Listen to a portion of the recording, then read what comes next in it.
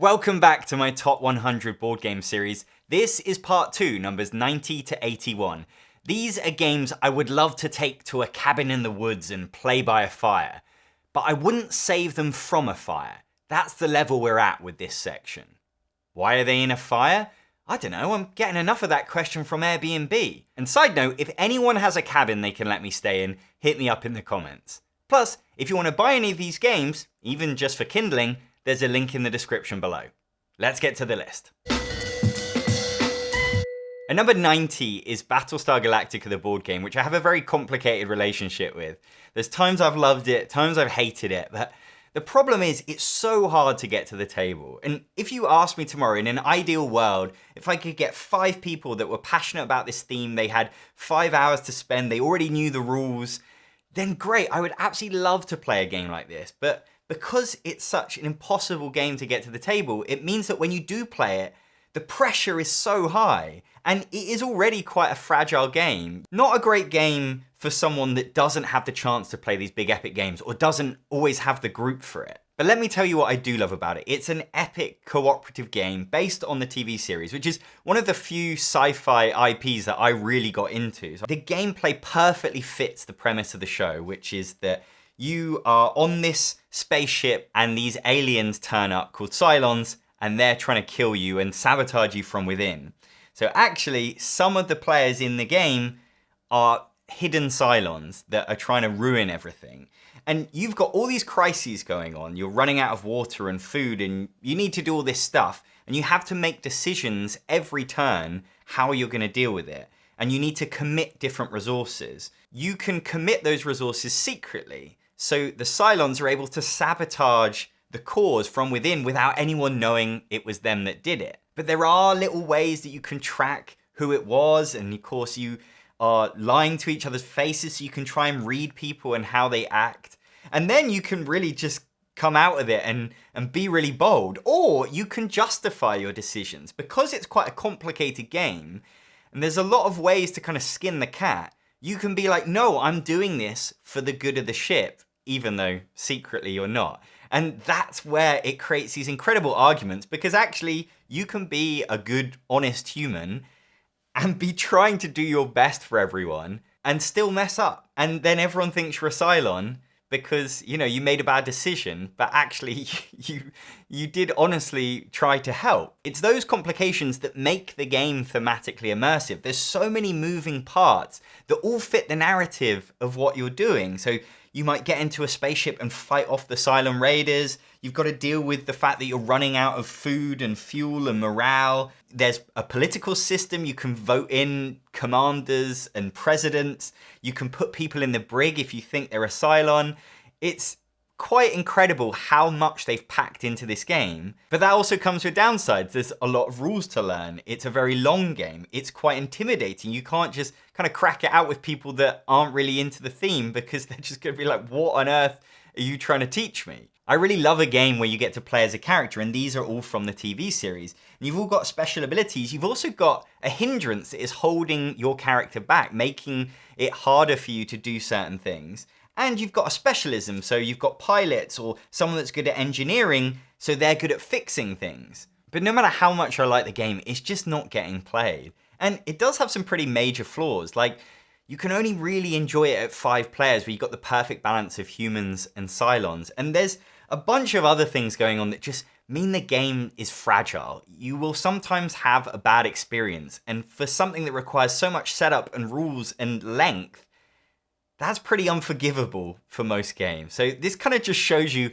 how much I love it, that I'm still clinging onto it despite all of those complaints. They have done an updated, streamlined version of this game called Unfathomable, but it's got a different theme. It's Cthulhu, which I'm just not into. I played that one a couple of times and didn't really have a good time with it, and that actually made me think that maybe my time has passed with Battlestar Galactica as well. Is the theme really strong enough that basically the same game with a different theme turned me off? So definitely don't be taking my recommendations, but this game's long out of print anyway, so this is just one that I have a very confusing relationship with. I've got a lot of love for it still. That's why it's in my top 100. I'd love to be able to play it more, and possibly if I did, it wouldn't be in my top 100 anymore.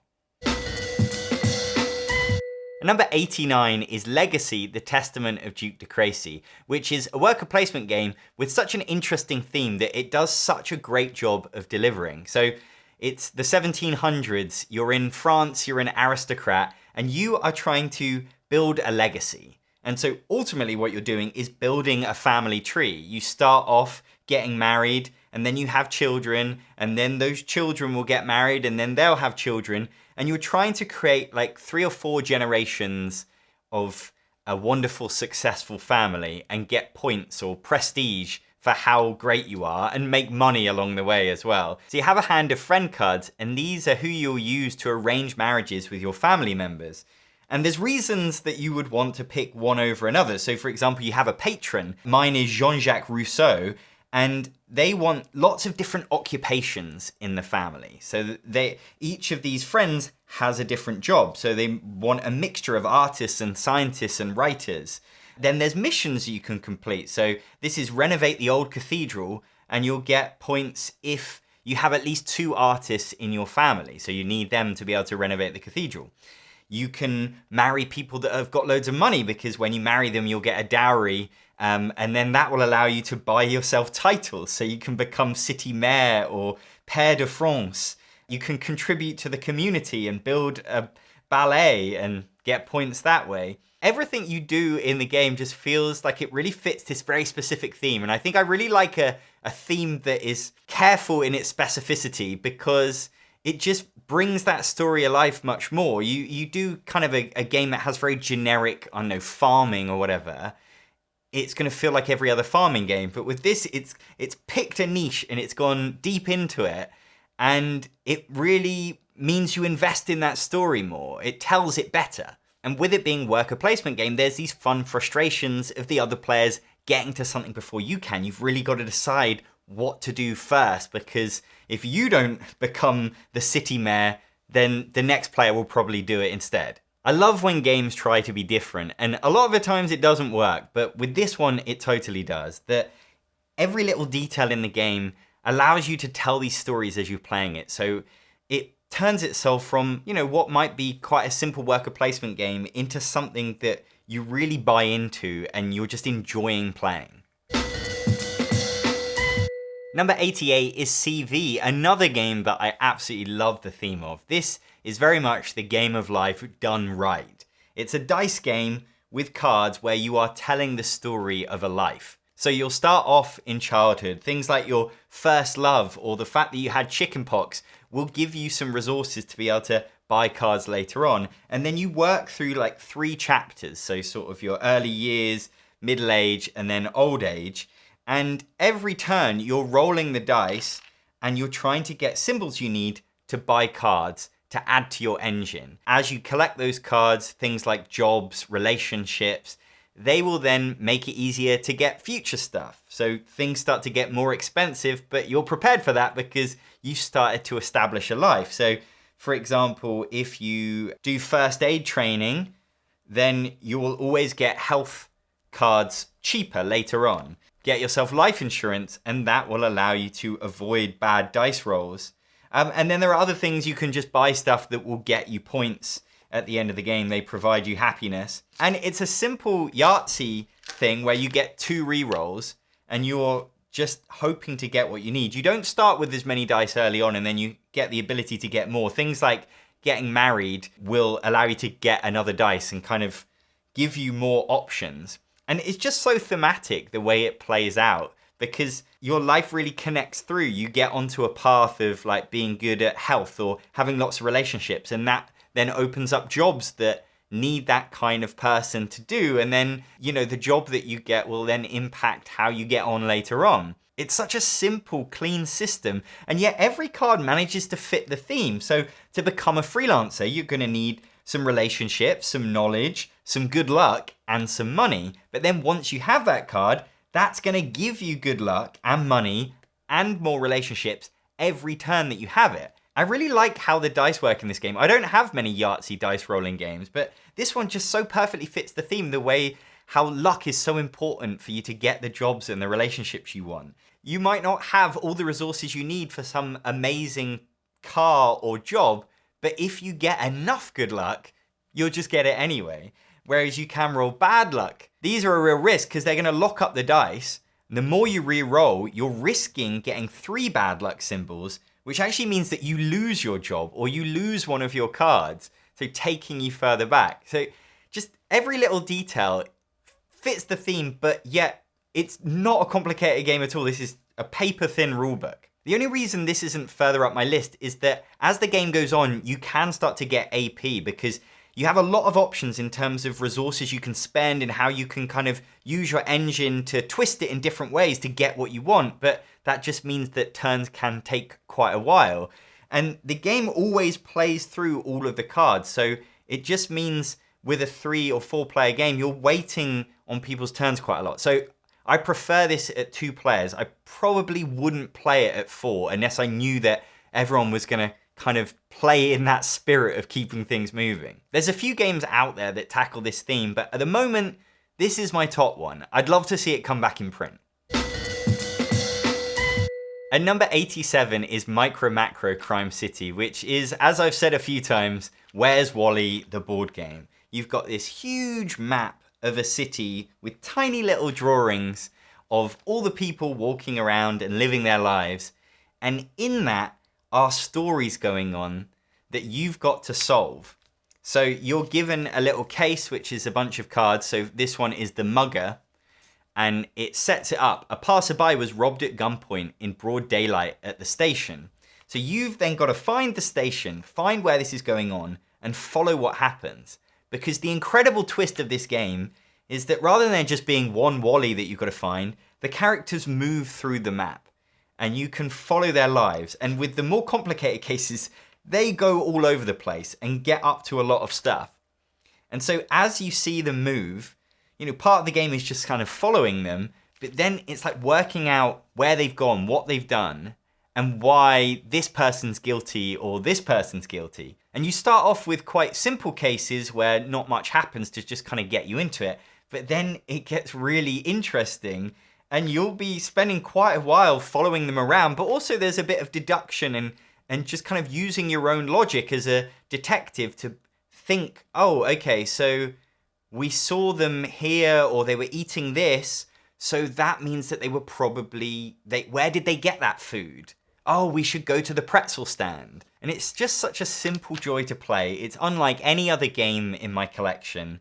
I love playing this one 2-player with my wife. I haven't ever tried it with more people because I just feel like sharing it with too many people would be quite tricky. Despite it being quite a large map, I think you want to be involved. There's not so much discussion as you get with other detective games. It's just fascinating following this world. It's so ornately drawn. I love the art style. It's very, very cute as well.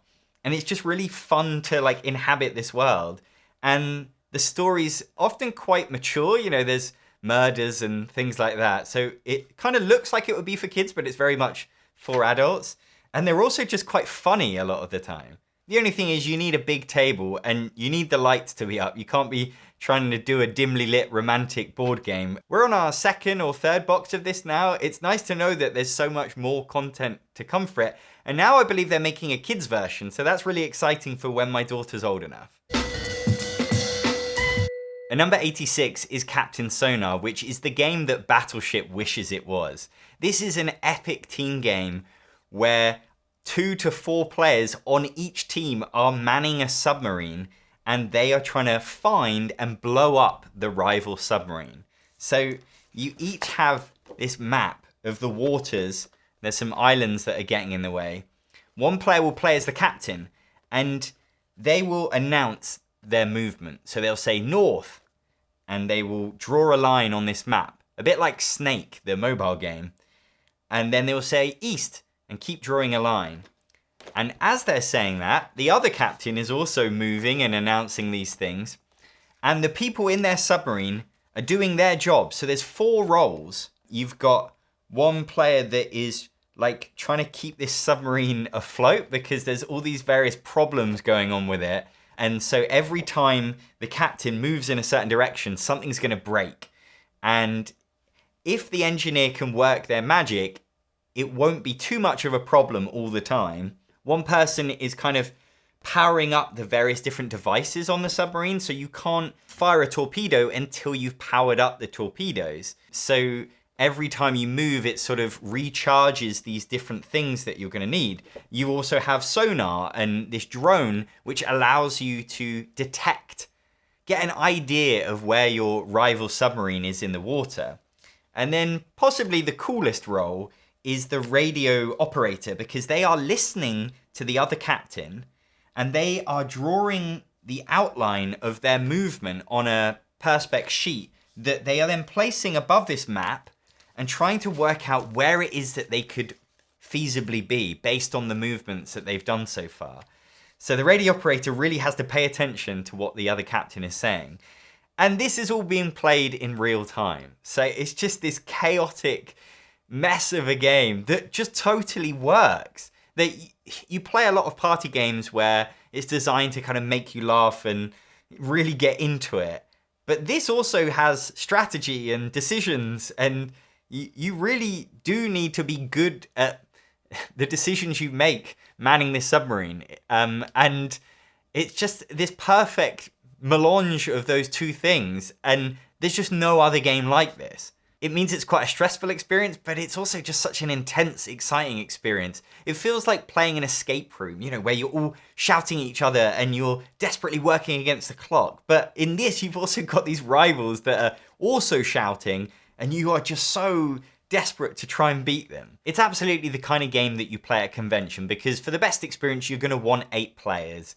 You need a bit of space, and you just need 8 players that are invested. But every time I've played this, you will play game after game. For the type of game this is, I think it's just flawless in what it's trying to achieve. And it's ousted a lot of other games from my collection. I used to be much more of a party gamer with these big group nights. And a lot of those games aren't in my collection anymore. But Captain Sonar stays strong, because even if I only get to play it every couple of years, it is totally worth keeping it around for the experience it can deliver, because it's just unlike anything else.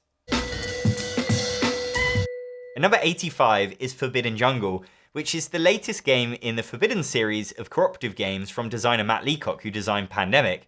And I've got all 4 of those games in my collection: Island, Sky, Desert, and Jungle. And this one is currently my favorite because it just does some really interesting things. They're all adventure games, and they all feel very different from each other. But the common thing is that you're playing cooperatively, you have a character, and you're all trying to survive whilst also completing a mission to get away from this jungle. And the trouble with this jungle is it's overrun by giant spiders. And the spiders evolve. They start off as these eggs that appear in nests, they turn into hatchlings, and then they become these massive giant spiders. And these are the ones that will bite you. So if you end up in the wrong place at the wrong time, they're going to give you wounds. You get too many of them, you're going to die and lose the game. So they're just sort of getting in your way whilst you're trying to get out of this jungle. And to do that, you need to align these portals. So it's very much an exploration game. All of the tiles start face down, and you will move around, reveal tiles in the jungle, and find stuff. And there's a bunch of machines that are going to help you, because actually you need to move tiles around in this game to get them in the right configuration to be able to win. But you can also destroy tiles. So this is a destruct switch, and if you use the action there, you can destroy a tile in the game, and it destroys all the spiders that are on it.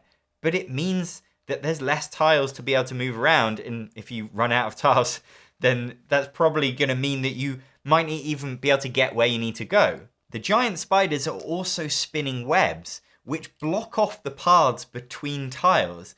And the webs can build up, and you need to spend actions to get rid of them. So then you're going to be taking the long way round to get where you need to go, because you've allowed so many webs to get there instead. It's a classic cooperative game dilemma of, in the short term, you've got spiders trying to kill you. And if you don't deal with them, they're going to kill you and you're going to lose the game. But you also need to plan for the long term. Build a strategy of how you're going to get out of this jungle, because eventually you're going to run out of time and die anyway. And Matt Leacock is the master of that as far as I'm concerned. With Pandemic and the Forbidden series, he manages to condense that experience into such simple games, and yet they all evoke this wonderful adventure that In this, the spiders and the things that you're doing feel completely different to the other Forbidden games. There's just so much excitement that comes out of this deck of, oh my god, like the eggs are hatching. And then you flip over another card and then the hatchlings are becoming giants and now you're surrounded by spiders. And you just don't get that experience in other cooperative games in such a simple way. And they're such wonderful family games. I'm so jealous of any kid that gets to grow up playing something like this instead of all the games that I had to put up with. And number 84 is Smartphone Inc., which I describe as a really good business simulation, which isn't something I think I'd be into, but because it's so interactive with the other players, it's what makes me interested. And the theme does really come through. So the idea is that you are mobile phone companies, you're trying to create and launch products, manufacture mobile phones, and then sell them to different countries in the world. The board shows the different areas you can market your products, and this is where you'll be competing with the other players. If you are both trying to sell your phones in China, who is going to get to sell their phones first?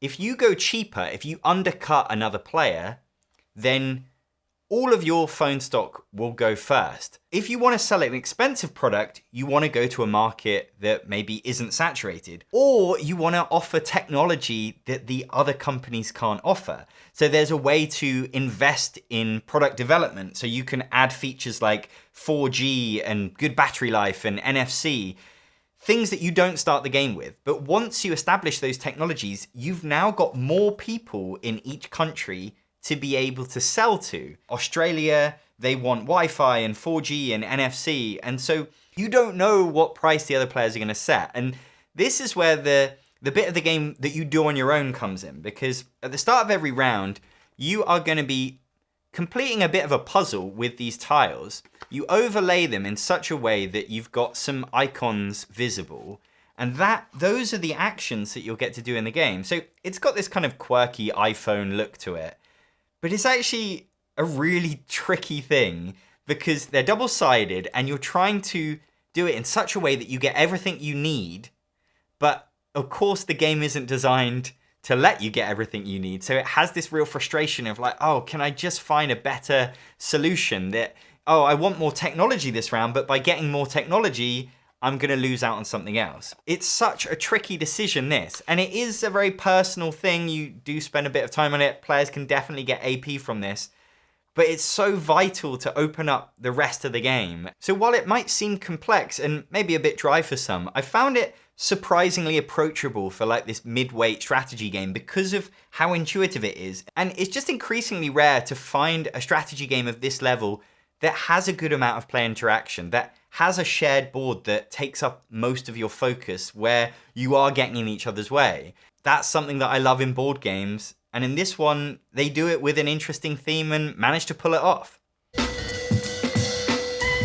And number 83 is Seven Wonders Architects, which is almost a board game by numbers. And when I first played it, I was sort of repressing how much I enjoyed it. And I keep coming back to this game and realizing that I enjoy it so much more than I thought I ever would. It's the third game of the Seven Wonders line of games, and it's actually my favorite because it manages to take some of those ideas and distill it into a much simpler game that I just find way more enjoyable. It's so easy to teach and to pick up. The idea is you all play as an ancient civilization, and you've each got your wonder to build. So this is the Colossus of Rhodes, and to build it, I need to collect some resources to be able to flipper those tiles and get points. But there's also a bunch of other ways to get points as well. Like on my turn, I could take this card to get 3 points. And your turns couldn't be simpler. You have 3 options.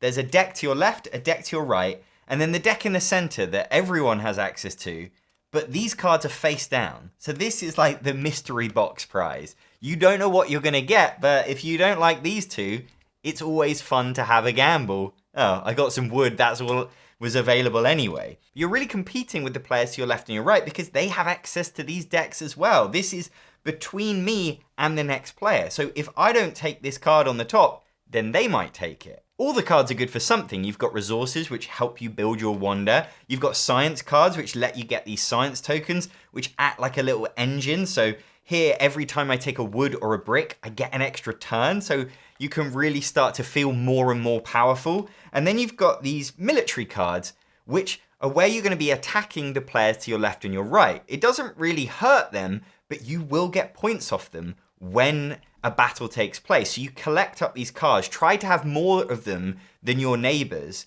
but the battle only takes place once a certain number of horns have been revealed. So it's kind of a timing thing of when is the battle going to happen. And then you've also got cards which let you take this cat. And if you've got the cat, you're allowed to look at the mystery card at the start of your turn to help you decide whether you want to take it or not. But this will jump between the players, and often you will take this and never get a chance to use it because someone else has grabbed it before it comes back around to your turn. So it gives you a flavor of all of these fun mechanisms that you will see in bigger games, but does it in just such a simple package, and one that you can play up to 7 players. So I wouldn't typically enjoy this at 3 players, but from 4 to 7 players, this is just such a great gateway game that you could play with anyone. And with a big group, I really love the fact that you have this open drafting. In 7 Wonders or something like Sushi Go Party, you're all kind of quiet because you're picking your hand in silence. You don't want people to know what's in your hand.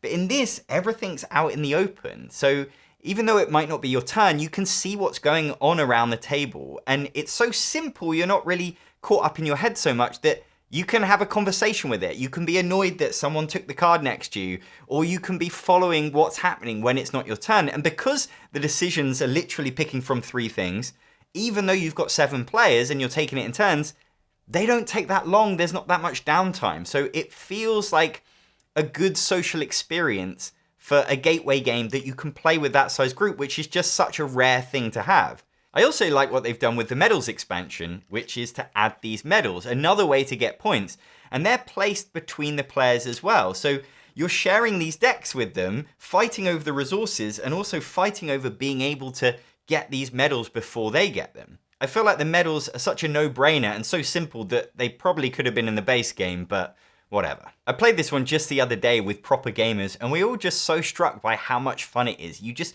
really wouldn't think it would be because you assume it to be like this baby version of this much more popular and older game. But I'm so glad that it exists and that I gave it a chance because it's great. And number 82 is Spicy, which is my current favorite pure bluffing game in that you're playing cards, you're announcing something to the group, and they have to decide whether to believe you or not. And they have the opportunity to call you out. So in Spicy, you're trying to get rid of your cards. You're playing them onto a stack in the middle.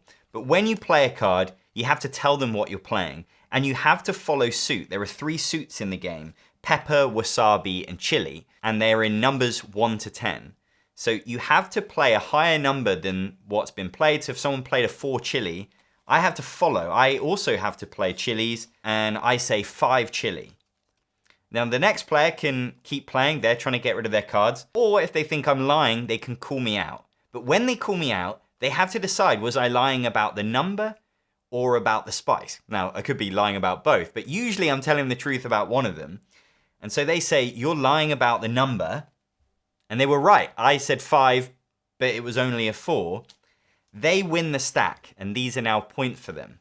But of course, if they called me out and they were wrong, let's say that they said the spice and it actually is a chili, then I win the stack and I get those points. So you're being rewarded as ever for bluffing well or for calling people out well. If you do fail, someone calls you out correctly or you call someone out incorrectly, you have to draw 2 cards off the deck. So your hand gets bigger and you get further away from being able to clear out your hand. What I love about having to pick between the number and the suit is that you can get this real sense that they are lying, but you don't know which one it is. And so it's still this like 50-50 gamble. It creates this extra bit of kind of luck and surprise, which means that someone that is bad at lying still might have some fun moments where they manage to get through. And the way you have to always raise the number but keep following the suit means you're gonna have to lie all the time, because eventually everyone's playing chilies and we just start to run out of chilies in our hand because it can just cycle round. Once you hit 10,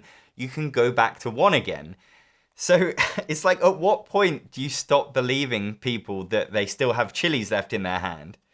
And you really do need to call people out, because as this stack grows, someone's going to win that. And that's points for the end of the game. It's a close race between this one and Cockroach Poker. I love them both, but I slightly prefer Spicy because it's a bit punchier. It gets to the point quicker. Cockroach Poker could go on a bit.